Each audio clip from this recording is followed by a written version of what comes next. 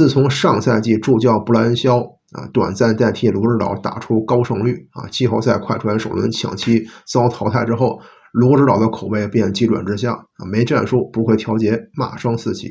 然而经过休赛期的一系列变化却让卢指导看上去是此时最适合执教快船的主教练。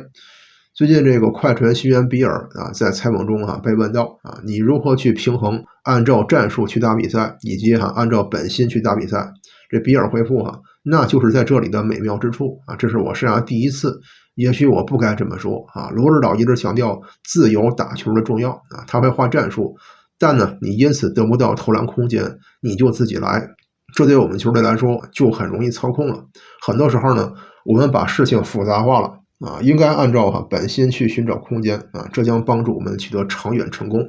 这个比尔解释了半天但用简单的一句话去形容卢指导的战术宗旨，就是如果我的战术行不通，你们就自己来。这对本赛季的快船将是最大的解放首先，这个本季快船让灯泡组合再次联手他俩恐怕是当今 NBA 的最强大脑有这套组合在呢，卢导画战术都多余。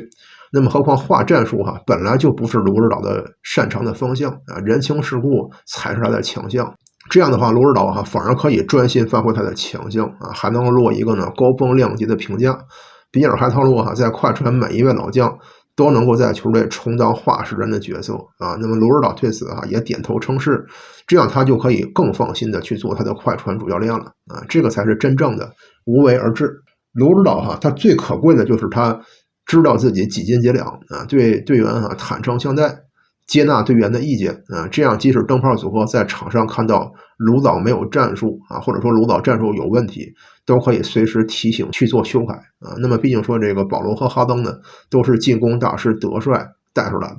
卢导做到这个适时让出战术板其实呢已经是为快船省去了聘进攻助教的费用即使最后呢真的能够聘请一位进攻助教来的话，也很难在造诣上去超越灯泡组合的。